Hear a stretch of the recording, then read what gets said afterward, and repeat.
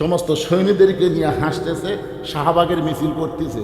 আমাদের বাংলাদেশে যখন কোনো ফাঁসি হতো তখন শাহবাগে ওরা গিয়ে মিছিল করতে, তোর এখন ঠিক কিনা? মানে একটার ফাঁসি হতি আর একটা কয় ফাঁসি চাই ফাঁসি চাই। আল্লামা সাইদ হুজুরের জন্য ফাঁসির মিছিল করছে এই বাংলাদেশে যিনি 50 বছর কোরআনে হক তাফসীর করছে, তার ফাঁসির জন্য এই বাংলাদেশে যারাই মিছিল করেছে। আর যাই হোক, এদের জন্ম ঠিক নাই, তোর এখন কথা কন না কার ভাই না, ফাঁসি চাই ফাঁসি চাই। এই সালাউদ্দিন কাদের বিএনপির একজন নেতা, তাকে অন্যায় ভাই ফাঁসি দিচ্ছে। তার ছেলে হুম্মাম কাদের চৌধুরী একদিন একটা টক শোয়ে বলল যে কি কারণে তার বাপকে ফাঁসি দিল, কি কারণে দিল। অত কথাকে এক ওয়াদে বলা যায়, একটু মনোযোগ দিয়ে শোনেন। আসে দেখে দাদা সৈন্য নিয়ে আনন্দ করতেছে, মুসলমান মরে গেছে, মুসলমান পুড়ে গেছে, মুসলমান শেষ হয়ে গেছে। এমন সময় নাতি বলতেছে, কানার ভাগ্যে ধন মিলে না, সামনে পড়ে আছে সোনা, কানা দেখতে পায় না, মাটি মনে করে ফাইলে দেয়, হাতে তুলে নেয় না, কানার ভাগ্যে ধন মিলে না। সামনে পড়ে আছে সোনা, কানা দেখবার ভাই, মাটি মনে করে ফেলে দেয়, কিন্তু কি ফেলে দিল? কানার ভাগ্যে ধন মিলে না। দাদা চিল্লাবার, নাতনি রে তুই কি বলবার চাস? নাতনি বলতেছে, দাদা তোমরা বলতেছো মুসলমান পুড়ে গেছে, আমি নিজের চোখে দেখেছি যে মুসলমানকে নিয়ে আনন্দ করতেছে, পুড়ে যাওয়ার কারণে এই মুসলমান এখন জান্নাতে ঘুরে বেড়া। তোমরা কানার জন্যে ধন মিলবে না, এটা তোমরা বলতেছো মুসলমান পুড়ে গেছে। মুসলমান পুড়িছে, মুসলমানের খাঁচা পুড়তেছে। দেহ নামের খাঁচা কোনো দাম নাই, পাখি যদি না থাকে এ খাঁচার 1 পয়সা দাম নাই। ধরে কোন কথা ঠিক করে দাও, খালি মরেই দেখেন আপনার ভিতরে পাখি উড়ে যাক। যে বাড়ি আপনি করছেন ওই বাড়ির থেকে যত তাড়াতাড়ি বার করার ব্যবস্থা করবে। সবাই এসে বলে, ভাই সকালে মরছে রে, এখন পর্যন্ত তোমরা ঘরতে ছুটে বের করো। আপনারা বলেন তো, যাই বলতেছে বের করো, ওই কি ওরা আপনজন না? ওই কিন্তু সব শুনতেছে। যে মারা গেছে যতক্ষণ পর্যন্ত কবর দেওয়া না হবে, মায়ের সাথে হাদিসটা আছে সেমাল মাউতা, মৃত্যু ব্যক্তি সব শুনতে পায়, এমনকি সব দেখবারও পায়। এখন এত টাকা দিয়ে যে বাড়ি বানাচ্ছে, সেই বাড়ির থেকে টেনে টেনে বাড়ি করতেছে, ওর অবস্থাটা কি হচ্ছে বুঝছেন?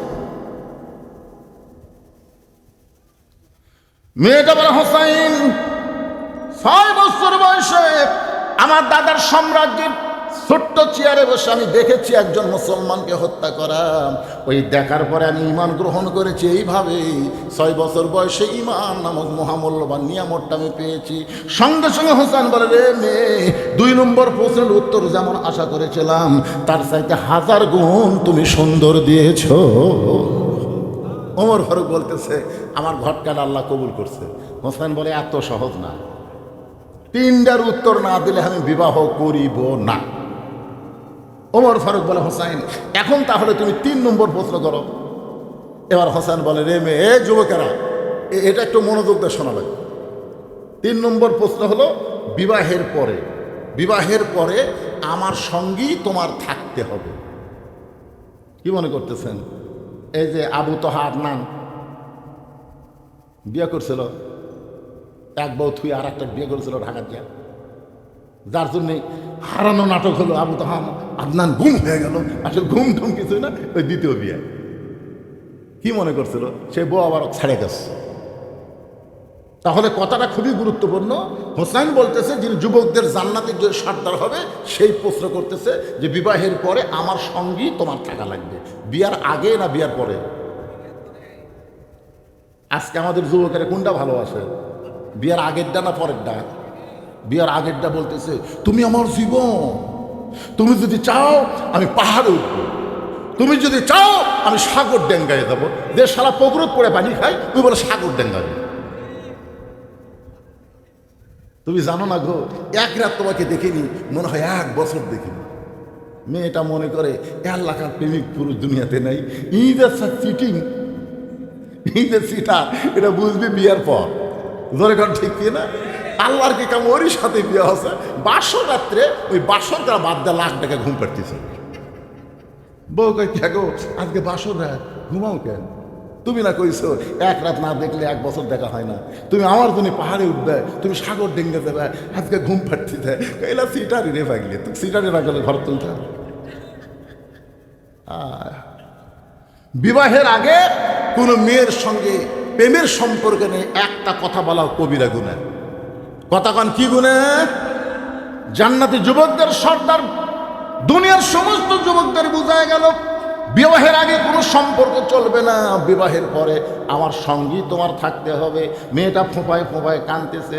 ওমর ফারুক বলে, মা দুইটা কঠিন প্রশ্ন করেছে আর সেই দুইটার উত্তর তুমি দিলা, এই সহজ প্রশ্নের উত্তর না দিয়ে তুমি কেন কাঁদতেছো? তুমি বলো, হোসাইন বিবাহের পর আমি তোমার সঙ্গেই থাকবো, বিবাহের পর আমি তোমার সঙ্গেই থাকবো। মেয়েটা বলতেছে, আমিরাল মুমিনিন এমন উত্তর দিলে আপনি বিশ্বাস করতে পারেন, কিন্তু হোসাইন এমন উত্তর দিলে বিশ্বাস করবে না, বিয়ার পর আমি তার সঙ্গেই থাকবো। এই কথাটা বলা যায়, কিন্তু এই কথাটা তাই সে বিশ্বাস করবে না। এবার বলে, মা তাহলে তুমি কি 3 নম্বর প্রশ্নের উত্তর দিবার পারবা না? মেয়েটা কিছুক্ষণ পরে বলে, আল্লাহ, মনে মনে আল্লাহর সঙ্গে যোগাযোগ করতেছে, আল্লাহ দুইটার উত্তর দিয়ে দিলাম, এইটার উত্তর কি দেব? এমন সময় আল্লাহ পাক ইলহামের মাধ্যমে এটাকে জানাই দিল, রে মেয়ে তুমি উত্তরে বলো, একজন মস্ত বড় আল্লাহ নবী ছিল, সেই নবীর নাম হলো আয়ুব নবী। ধরে বলেন কি নবী? আয়ুব নবী যখন সুস্থ ছিল তখন তার অনেকগুলো বিবি ছিল, তার বাড়ি ছিল, ঘর ছিল, বাদশাহী ছিল, চাকর নৌকর অনেক কিছুই ছিল। কিন্তু আয়ুব নবী যখন অসুস্থ হয়ে গেল, অসুস্থতার মাত্রা যখন বেড়ে গেল, একসময় আল্লাহ তার দেহের মধ্যে গোস্তর পচন ধরে দিল, তখন কিন্তু চাকর নৌকর কেউ তার সঙ্গে থাকলো না, এমনকি তার বউগুলোও তাকে ছেড়ে চলে গেল। আয়ুব নবীর শরীরের দুর্গন্ধ হওয়ার কারণে লোকালয় থেকে তাকে জঙ্গলে ফেলে দেওয়া হলো। তখন জঙ্গলে যখন ফেলে দেওয়া হয়েছে, তখন একটা বিবি আয়ুব নবীর সঙ্গ ত্যাগ করে নাই, সেই বিবিটার নাম হলো রহিমা। মেয়েটা বলে, হোসাইন রহিমা যেমন আয়ুব নবীর সুখের দিনেও ছিল, কষ্টের দিনেও ছিল, এমনকি সমস্ত মানুষ আয়ুব নবীকে যখন ত্যাগ করেছে, রহিমা যখন ত্যাগ করে নাই, আমি রহিমার মতো বিবাহের পরে আপনার সঙ্গে থাকতে চাই। হোসেন বললেন, তোমাকে বিবাহ করাতে আমার কোনো আপত্তি নাই। আমার নানা যেমন নানি পাইয়া ভাঙ্গা ঘর জান্নাত হয়ে গেছে, আমার মা যেমন খাতুনে জান্নাত ফাতেমারে পাইয়া কষ্টের ঘরের সুখের শান্তির বাতি জ্বলাইছে, আমি হোসাইন তেমন একটা মেয়ে পাইলাম, এই মেয়েটার সঙ্গে বিবাহ করতে আমার কোনো আপত্তি। আজকের এই ঘটনার ভিতর দিয়ে আমি আপনাদের সামনে যে জিনিসটা তুলে ধরার চেষ্টা করি, সেটা হলো, যত বড় বিপদ আপদ মুসিবত আসুক না কেন, মুসলমানের জন্য সবচেয়ে বড় বিপদ সামনে অপেক্ষা করতেছে, সেই বিপদটা হলো মৃত্যু। জোরে কোন কথা ঠিক কিনা? এই জন্য আল্লাহ বলেছেন, লা তামুতুন্না, রাখালি করতেন। এই কোরআনকে গ্রহণ করার জন্য আল্লাহ তাকে অর্ধ জাহানের খলিফা হিসেবে কবুল করেছেন। সুবহানাল্লাহ বলেন। কোরআন, এই কোরআনের পাওয়ার আছে না নাই? আমাদের বাংলাদেশে আছে। প্রাইমারির জন্যে আজ পর্যন্ত কোনোদিন ভিক্ষা করা লাগেনি। বাংলাদেশের প্রাইমারির জন্য কোনোদিন ভিক্ষা করা লাগছে? কথা কন, ভিক্ষা করা লাগছে? কেন লাগেনি? যেখানে শিক্ষা দিচ্ছে একদম বাকদম ঘোড়ারম সাজে, ঢাক ঢোলক ঝাঁদর বাজে, যেখানে প্রত্যেকটা শিক্ষা হলো মিথ্যা, সেই শিক্ষার জন্য 1 টাকাও দান সদকা করা লাগে না। আর আল্লাহর কোরআন যেখানে শিক্ষা দেওয়া হয়, সে জায়গায় টাকা পয়সা দান না করলে সেটা চলে না। এই তো আমরা বাংলাদেশে কোরআনের পাওয়ার দেখতেছি, ঠিক কিনা বললেন? আমাদের বাংলাদেশে কোরআনের পাওয়ার হলো, কোনো মানুষ সারা জীবন যদি কোরআনের বিরুদ্ধচারণ করে, ওই লোকটা যখন মারা যায়, তখন আমাদের মতন কিছু হুজুর যাই বলে, আইরে সেই দিকে যাইরে, বোঝা শোনা নাই রে, এরকম কিছু হুজুর বর্তমানে বাংলাদেশে দেখতেছেন না আপনারা? মাথার টুপি পাগড়ি দিয়া, হ্যাঁ, আমাদেরকে বলবে উমুক দলের আকীদা খারাপ, আর যাদের সঙ্গে জোট করতেছে তাদের আকীদাই নেই। জোরে কোন কথা ঠিক কিনা? অথচ যাই বলে, আইরে সেই দিকে যাইরে, বোঝা শোনা নাই রে। এখন যে ব্যক্তি সারা জীবন কোরআনের বিরুদ্ধচারণ করছে, ওই লোকটা মারা গেছে, এখন আমরা হুজুরের গিয়া আর লাশকে জান্নাতে রাখার জন্য 3 খতম কোরআন দিয়া আল্লাহর কাছে দোয়া করতেছে, আল্লাহ এই লোকের জন্য আমরা 3 খতম কোরআন পড়ে দোয়া করলাম, লোকটাকে তুমি জান্নাত দিয়ে দাও। ফেরেশতারা বলতেছে, আল্লাহ খবর কি? বলে, দোয়া কবুল হবে না। এই কারণেই হবে না, দোয়া কোরআন মরা মানুষের জন্য নয়, কোরআন মরা মানুষের জন্য নয়, কোরআন হলো জীবিত মানুষের হেদায়েত। জোরে কোন কথা ঠিক কি না? সারা জীবন কোরআনের বিরুদ্ধচারণ করছো, আর কোরআন খতম দিয়ে তোমাকে জান্নাতে রাখা হবে, এটা আমাদের বাংলাদেশে দেখা যায়। জোরে কোন কথা ঠিক কি না? আজকে আসো, অর্ধ জাহানের খলিফা হযরত ওমর শুধুমাত্র আল্লাহর কোরআনকে দেখার জন্য ছদ্মবেশে মদিনার অলি গলি ঘুরতেছে।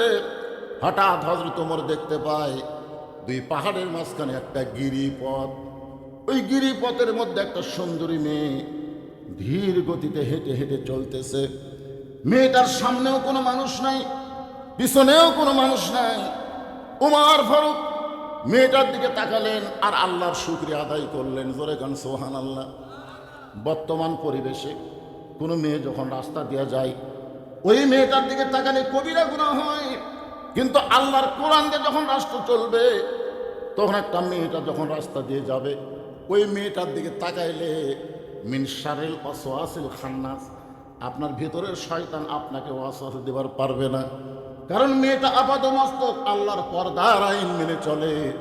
ওই মেয়েটাকে দেখলে কোনো পাপ হবে না। সুবহানাল্লাহ কন্যা কে ওমর ফারুক মেয়েটার দিকে তাকায় কার শুকরিয়া আদায় করলেন? আল্লাহ, তোমার দুনিয়ায় এত সুন্দর একটা মেয়ে। এখন আপনারা বলবেন, হুজুর সুন্দরী বলতে কি বুঝতেছেন? আপনারাই কি বুঝতেছেন সুন্দরী বলতে? কি পর্দা।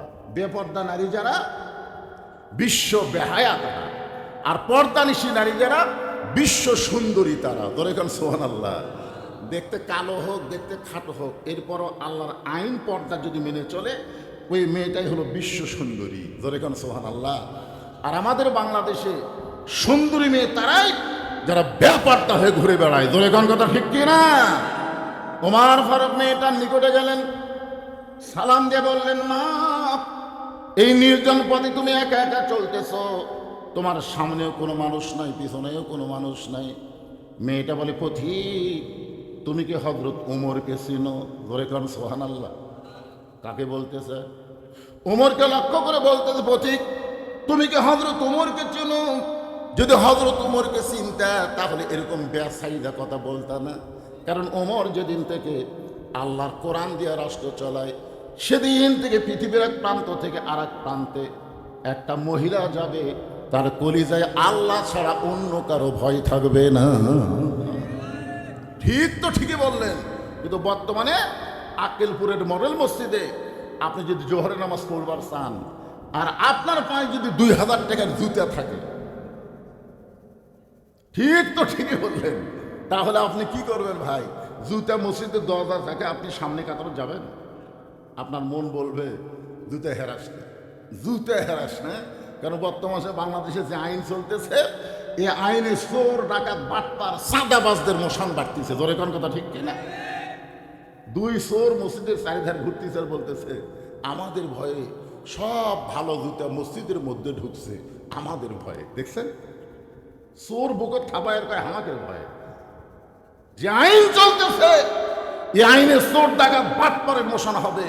আর আল্লাহর কোরআন আইন যখন চলবে, তখন বাংলাদেশ অনুবেক্ষণ যন্ত্র দিয়ে চোর, ডাকাত, বাটপার খুঁজে পাওয়া যাবে না। জোরে কোন কথা ঠিক কিনা? এখন 2000 টাকার জুতা হাতে তুলছে। মুয়াজ্জিন দৌড়ে এসে বলতেছে, ভাই, আপনি আল্লাহর ঘরে ঢুকতেছেন, কি দোয়া? বলতেছে, আল্লাহুম্মা আফতাহ লি আবওয়াব রাহমাতিক। তো দোয়া তো ঠিকই বললেন, ডান পাও ঠিক দিলেন, তো জুতা কেন? তখন বলতেছে, ভাই, চোরের ভয়। এখন আপনারা বলেন, আল্লাহর ভয়, চোরের ভয় একই কলিজার মধ্যে যদি রয়, তার কোনদিন নামাজ কবুল হবে? তাহলে আল্লাহর ভয় শুধুমাত্র অন্তরে রাখতে গেলে এই মানুষের তৈরি সংবিধান আর চলবে না। আল্লাহর কোরআনের আইন চালাতে হবে জাগা মতো। জোরে কোন কথা ঠিক কি না? সেই জাগার নাম কি? আরো জোরে, জোরসে বলেন। তারা বুঝবার পারতেছে না, আমি বুঝা দিব তো। এখন আপাতত ময়না পাখির মতন না বুঝাই বলেন। আমি বগুড়া রহমাননগরে দেখছি একটা ময়না পাখি, গেট খুললেই ময়না পাখি বলতো সালামালাইকুম। মানে গেট খোলার সাথে ময়নার ওই সালামের সম্পর্ক। কুত্তাও যদি গেট খোলে সালামালাইকুম। আপনার বলেন তো, ময়না পাখি কি সালাম বোঝায়? কিন্তু ও কেন বলে? ওর সাথে একটা সংযোগ করে দিয়েছে, গেট খোলা মাত্রই সালাম দেওয়া লাগবে। আজকে আমাদের বাংলাদেশে সংসদে কেন আল্লাহর কোরআন? অবশ্যই এটা আপনাদের বুঝাতে হবে। জোরে কোন কথা ঠিক কিনা? ঘরের মধ্যে কোরআন, মাদ্রাসার মধ্যে কোরআন, কোরআনের মাহফিলে কোরআন কাম হলো না। আমি তো তুই আমি বক্তা, আল্লামা সাইদ হুজুর 50 বছর আল্লাহর কোরআনের হক তাফসীর করেছে, তারপরেও কোরআনের কিছুই দেখতে পারলাম না, বরং তাকে জেলখানা থেকে বের করে হাসপাতালে হত্যা করা হলো। এইটাই হলো বাংলাদেশের নমুনা। ধরে কোন কথা ঠিক কিনা?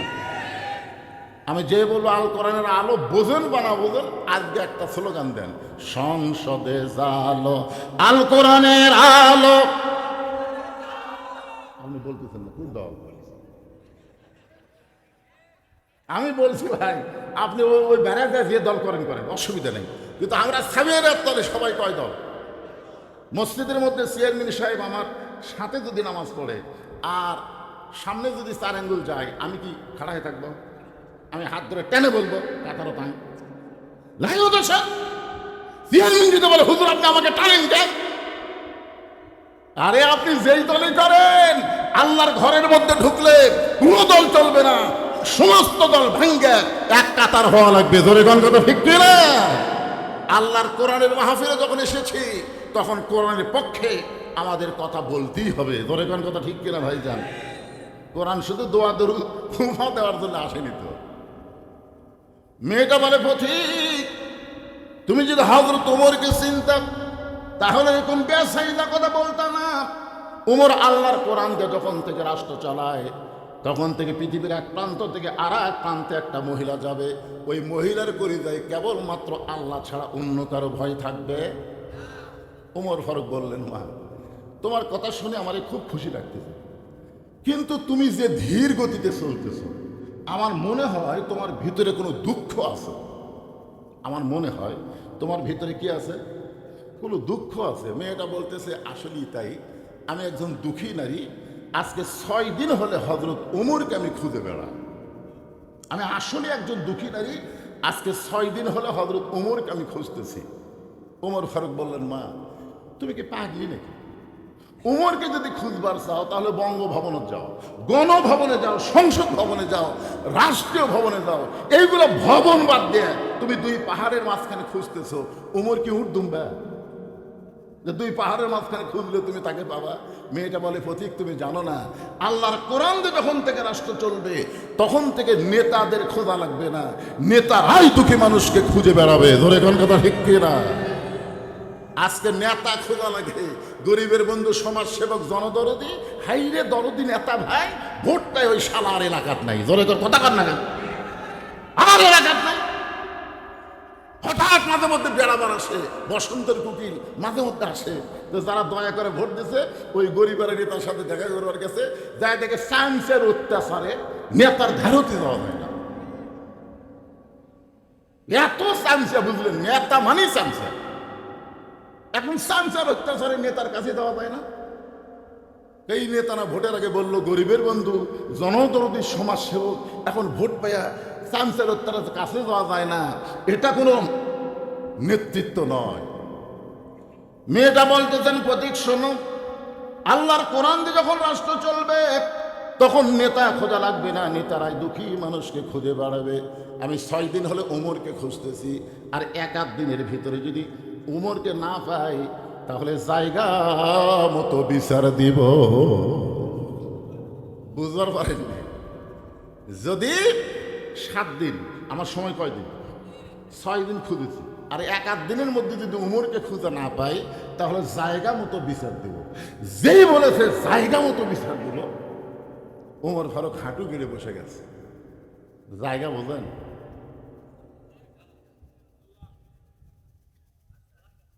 অলিমান খাফা মাকাম রাব্বিহি জান্নাতান। ওমর ফারুক হাঁটু গেড়ে বলে বলতেছে, মা তুমি যে ওমরকে খুঁজতেছো 6টা দিন হলে আমি হইলাম সেই ওমর। মেয়েটা বলতেছি, আমির আল মুমিনিন তাহলে চোরের মতন একা একা ঘুরতেছেন? কার মতন? আপনার কি কোনো চামচা নেই? আপনার কি র্যাব নাই? আপনার কি পুলিশ নেই? বাংলাদেশের মতন, এর আগে আমি বিক্রিতে বলেছি, বাংলাদেশের মতন 96টা দেশের খলিফা, সুবহানাল্লাহ বলেন না কেন? আর তিনি একা একা ঘুরতেছে, আপনার কি কিছুই নাই? সঙ্গে সঙ্গে ওমর ফারুক বললেন, ইন্নামাল মুমিনুনা আল্লাযীনা ইযা যুকিরাল্লাহু ওয়াজিলাত কুলুবুহুম ওয়া ইযা তুলিয়াত আলাইহিম আয়াতুহু জাদাতুহুম ঈমানা ওয়া আলা রাব্বিহিম ইয়াতাওয়াক্কালুন। কি বুঝলেন? মুমিন কারা? মুমিন কারা? এখানে আল্লাহ বলতেছেন ইন্নামাল মুমিনুনা আল্লাযীনা, মুমিন কারা? ইযা যুকিরাল্লাহ ওয়াজিলাত কুলুবুহুম, যখন আল্লাহর জিকির করে এই জিকিরে তাদের অন্তরের মধ্যে তড়পড়ানি শুরু হয়ে যায়। এই জিকিরের নাম কি? ইন্না নাহনু নাযালনা যিকরা ওয়া ইন্না লাহু লাহাফিজুন। এই জিকিরের নাম হলো আল্লাহর কোরআন। জোরে কোন সুবহানাল্লাহ। ওয়া ইযা তুলিয়াত আলাইহিম আয়াতুহু, এই জিকির থেকে যখন কোন আয়াত তেলাওয়াত করে, আয়াত অনুযায়ী চলে, ওয়া আলা রাব্বিহিম ইয়াতাওয়াক্কালুন, তার কেবলমাত্র একমাত্র ভরসা হয় কার উপর? আল্লাহ তখন তার বডিগার্ড হয়ে যায়। সুবহানাল্লাহ বলেন না কেন? আল্লাহ তখন তার কি হয়ে যায়? বডিগার্ড হয়ে যায়। রোম থেকে একজন বীর এসেছিল মদিনায়, ওমর ফারুককে হত্যা করবে, 200 লাল উট তাকে দেওয়া হবে। রোমের বাদশাহ ঘোষণা করেছে ওমরের মাথায় না দিলেই 200 লাল উট পুরস্কার পাবে। তো রোমের বীর এখন মদিনায় এসে একজনকে জিজ্ঞাসা করতেছে, তোমাদের বাদশাহ ওমর কোথায়? তো লোকটা বলতেছে, আমাদের কোনো বাদশাহ নাই, আমাদের একজন খলিফা আছে। আমাদের একজন খলিফা আছে, আমাদের বাদশাহ নেই। লোকটা চিন্তা করতেছে, রোমের বাদশাহ কিন্তু মদিনার খলিফা। কিছু দূর যাওয়ার পরে আরেকজনকে বলতেছে, তোমাদের খলিফা ওমর কোথায়? লোকটা বলতেছে, আমি কোথায়? আমি কোথায়? ওইটা ওমরের সাথে দেখা হলে বলো। আমার ঠেকা পড়ি উমর কোথায় খোঁজা, বরং আমি কোন জায়গাতে আছি উমর আমার খুঁজতেছে। ধরে কোন সুবহানাল্লাহ। রোমের বীর কয়, মদিনার লোকজন কি পাগল টাগল নাকি? কিছু তো যাওয়ার পরে বলতেছে, ভাই তোমাদের খলিফা উমরের বাসা কোথায়, প্রসাদ কোথায়? তখন বলতেছে, কোনো বাসা প্রসাদ নাই, মাঝে মধ্যে গাছতলা ঘুম পাড়া দেখি, তোমাদের দেখবার মন চায় ওই গাছের কাছে যাও। মাঝে মধ্যে এসে গাছের ছায়ে ঘুম পাড়ে। রোমের বীর চিন্তা করতেছে, যে লোকটা ফাঁকা জায়গায় ঘুম পাড়ে, কোনো প্রাচীর নেই, এই লোকটার মাথার দাম 200 লাল উট। যখন ঘুম পাড়বে ওই সুযোগই শেষ করার নিয়তে গাছের ডালে বসে বীর দেখতেছে, রোমের বীর দেখতেছে। ইতিমধ্যে হযরত ওমর আসতেছে, কেমন যেন একেবারে ফ্যাকাশা চেহারা নিয়ে এসে মাথার পাগড়ি খুলে মাটিতে বিছাইয়ে দিলেন, ডান হাতকে বালিশ বানায়া ওই পাগড়িতে শুয়ে একটা দোয়া পড়লেন, আল্লাহুম্মা বিইসমিকা আমুতু ওয়া আহইয়া। এই দোয়া পড়াও শেষ, ঘুম ধরাও শুরু। আমাকে এলাকার মেম্বরেরা রাত্রেবেলা ঘুমায় না, কেউ যদি জুতা পর্দা হাঁটে, বোক কই দেখো তো র্যাব আইছে নাকি, এত ঘুম মারা মারছে, হাঁটন দেই কয় র্যাব আইছে। অথচ অর্ধ জাহানের খলিফা হযরত ওমর, দোয়া পড়াও শেষ, ঘুমটাও শুরু। রোমের বীর চিন্তা করে, এই মানুষের মাথার দাম কোনোদিন 200 লাল উট হতে পারে না। আস্তে করে গাছ থেকে নেমে নিয়ত করে যখন ছুরি দিয়ে ওমর ফারুকের মাথা কাটবে, কেবল নিয়ত করেছে, গাছ থেকে নেমে ছুরি দিয়ে তার মাথা কাটবে। নিয়ত করার পরে তাকায় দেখে বিশাল একটা বাঘ হযরত ওমর ফারুকের দেহ আবৃত করে তাকে ছায়া দান করতেছে। ওয়া আলা রাব্বিহিম ইয়াতাওয়াক্কালুন। ওমর ফারুক বলতেছে, মা র্যাব লাগবে না, পুলিশ লাগবে না, আমার আল্লাহ আমাকে হেফাজত করবে। ধরে কোন সুবহানাল্লাহ। এই বিশ্বাস যদি নেতাদের অন্তরে থাকে আল্লাহ হেফাজত করবে, তাহলে নেতার আশেপাশে পুলিশ ঘোরা লাগবে? আজকে নেতার আশেপাশে পুলিশ দেখলে মনে হয় সবচাইতে বড় ডাকাত আছে। ধরে কোন কথা ঠিক কিনা? আমার ছোটবেলার কথা মনে আছে, আমাদের এলাকায় কাদের ডাকাত, কি ডাকাত, কাদের ডাকাত, একে 10-15 জন পুলিশ ঘিরে ধরে রাখছে। আমি দাদাকে বললাম, দাদা ওই যে একটা মানুষকে পুলিশেরা ঘিরে ধরে আছে, ওই মানুষটা কি? আমার দাদা বলতেছে, কাদের ডাকাত ভাই, কাদের ডাকাত। এমনভাবে পুলিশ ঘিরে ধরেছে ও যেন পলাবার না পারে। এখন যখন নেতা আসে, ওই নেতার আশেপাশে পুলিশ দেখে মনে হয় এটা নেতা না, এটা হলো কাদের ডাকাত। জোরে কোন কথা ঠিক কি না? আমরা একটা পাইছিলাম ওবায়দুল কাদের। জোরে কোন কি কাদের? হায় স্টেজে উঠবার পারে না, 2 জন হাত ধরে টানে তোলে আর মাইক ধরেই বলে খেলা হবে, খেলা হবে, খেলা হবে। খেলবার গেলে মাজার বল থাকা লাগবে, ধরে কোন কথা ঠিক কি না? ওমর ফারুক বললেন, মা কি দুঃখ তোমার অন্তরে যে 6টা দিন হলে তুমি আমাকে খুঁজতেছ, এখন বলো তোমার দুঃখ কি? মেয়েটা বলতেছে, আমিরুল মুমিনিন, আমার জীবনের সবচাইতে বড় দুঃখ হলো আমি 6 বছর বয়সে ঈমান গ্রহণ করেছি। খুব মনোযোগ দিয়ে শুনবেন, আমি 6 বছর বয়সে ঈমান গ্রহণ করছি। ঈমানের কলেমা পড়া আর ঈমানকে গ্রহণ করা এক না। আজকে আমরা ঈমানের কলেমা পড়েছি কিন্তু ঈমানকে গ্রহণ করি নাই। সাহাবেরা বললেন, হুজুর ঈমানকে গ্রহণ করা কেমনে? আল্লাহ রাসূল বললেন, ইকরার বিল লিসান, তাসদিকু বিল জানান, আমল বিল আরকান, এরই নাম হলো ঈমান। শুধু মুখে বললে হবে না, ঈমানকে কলিজার মধ্যে জায়গা দেওয়া লাগবে।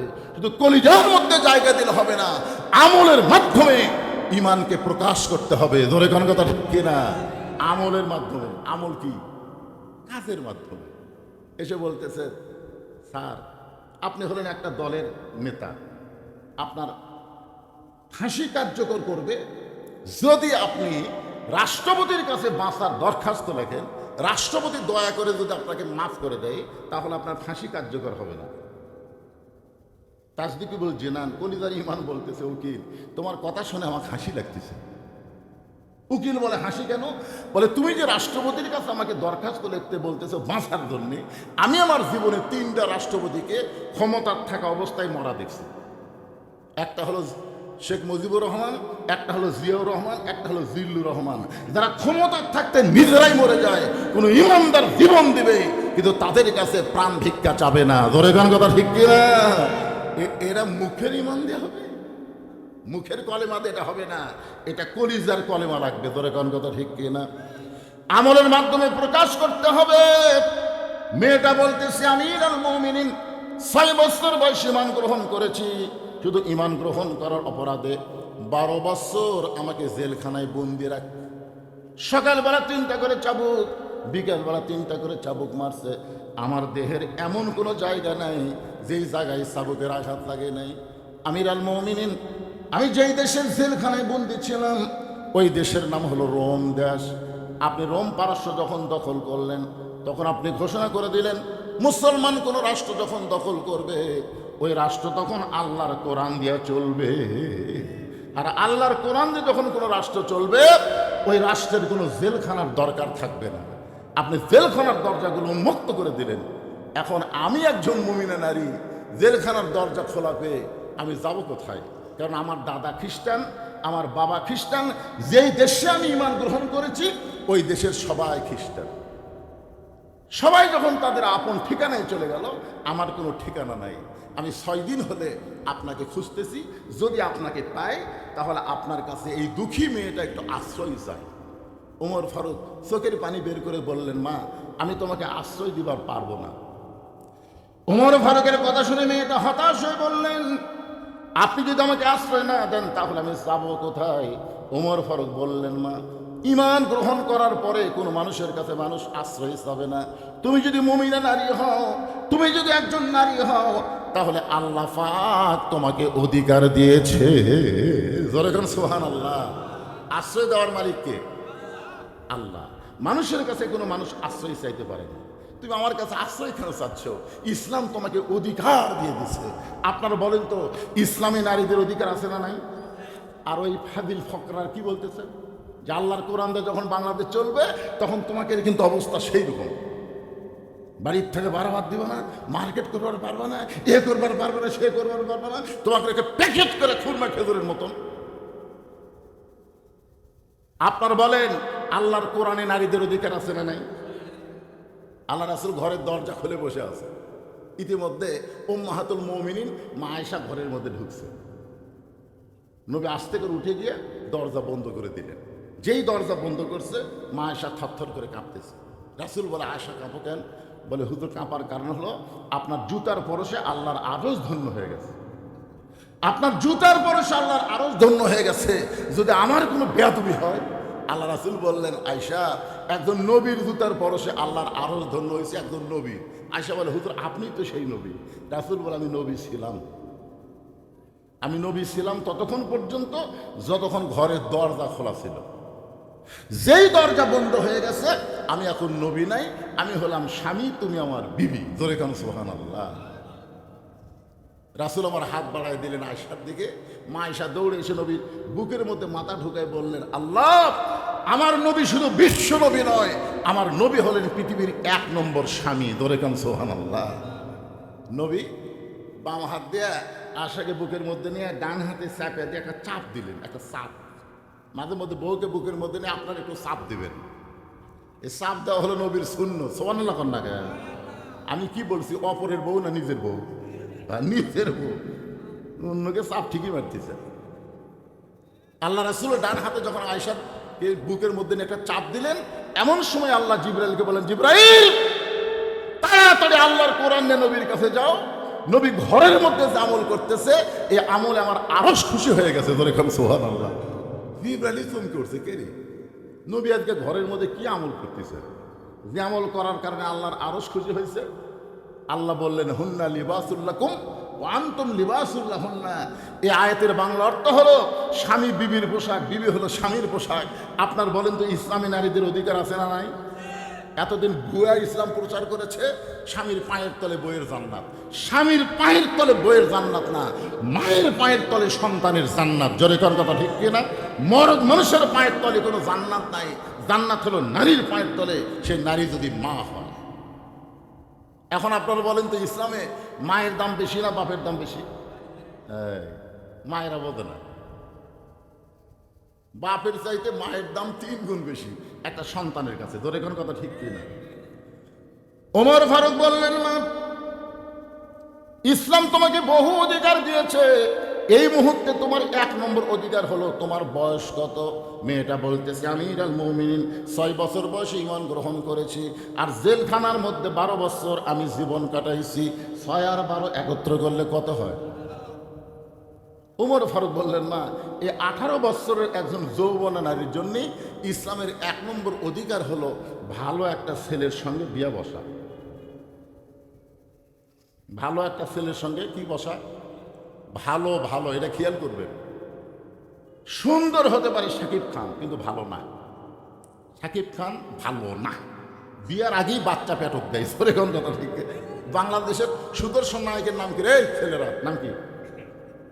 শাকিব খান, কিন্তু বিয়ের আগেই পেটক বাচ্চা দেয়। এই অপু সরকার কন আর বুবলি কন আর যাই কন, ওরা বাচ্চা লিয়ে দেয়। বিয়ে হলো কবে, কবে বাচ্চা বেরোতে আসলো, কে বিয়ে পড়ালো, এগুলো কোনো খবর নেই, বাচ্চা নিয়ে হাজির। তার মানে বোঝা গেল, সুন্দর হলেই ভালো হয় না। কথা বলেন ঠিক কিনা? এখানে বলতেছে ওমর ফারুক, একটা ভালো ছেলের সঙ্গে বিয়া বসার অধিকার আছে। ভালো ছেলের 1 নম্বর গুণ কি? যে বিবাহে ডিমান্ড নিবে না, মহারণা নগদ দিবে। বিবাহে কি নিবে না? ডিমান্ড নিবে না। আপনার ডিমান্ড মনে হয় বোঝেন না। মহারণা নগদ। মহারণা দেওয়া হলো ফরজ, আর ডিমান্ড নেওয়া হলো হারাম। জোরে কোন মহারণা দেওয়া কি? এ কথা জোরে কন না কেন? আপনার কি বাকি থুয়া বিয়ে করছেন নাকি? আপনার কেউ বাকি থুয়া বিয়ে করছেন? প্রত্যেকটা দোকানে লেখা আছে আজ নগদ কাল মাখি। তার মানে বাকির নামই ফাঁকি। জোরে কোন বাকির নামই? যারা মহারণা বাকি থুয়া বিয়ে করছেন, শোধ করছেন, এখন এরই উপর যদি ওয়াজ হয়, তাহলে অধিকাংশ সব বাচ্চাই তো হালাল দাদা নয়। জোরে কোন কথা ঠিক কিনা? আপনাকে খেপাচ্ছি না, রাগ করাচ্ছি না, একটু মনোযোগ দিয়ে শুনবেন। ওমর ফারুক বললেন, মা, এই মুহূর্তে তোমার কোনো অভিভাবক নাই, তুমি বড় একা হয়ে গেছো, আমার কাছে ভুল করে আশ্রয় চাইছো। আমি তোমাকে একটা ভালো ছেলের খবর দিব, কারণ তুমি তো আর ভালো ছেলে খুঁজতে পারবা না, কারণ তোমার অভিভাবক নাই। আমি বরং তোমার অভিভাবক হইয়া একটা ভালো ছেলের খবর দিচ্ছি, দেখো তো ছেলেটা তোমার পছন্দ হয় কিনা। মেয়েটা বলতেছি, আমিরুল মুমিনিন, সে ভালো ছেলের খবর কি? ওমর ফারুক বললেন, 30 পারা কোরআনের হাফেজ, আর সুবহানাল্লাহ বাড়ায়, MBBS ডাক্তার, ইঞ্জিনিয়ার, ব্যারিস্টার। ওরে কি মনে করতেছে? আপনার আশেপাশের মাদ্রাসার কোনো বাচ্চা যখন রাস্তাতে হেঁটে যায়, আপনি জানেন ওর পায়ের তলে ফেরেশতারা নূরের পাখা বিছায় দেয়। সুবহানাল্লাহ কন না কেন? একটা হাফেজের দিকে তাকান, একটা আলিমের দিকে তাকান, আল্লাহ সগীরা গুনাহ মাফ করে দিবে। একটা ব্যারিস্টারের দিকে তাকান, একটা ডাক্তারের দিকে তাকান, একটা গুনাহ মাফ হওয়ার কোনো রেকর্ড নাই ইসলামে। আর ঠিক কয় না।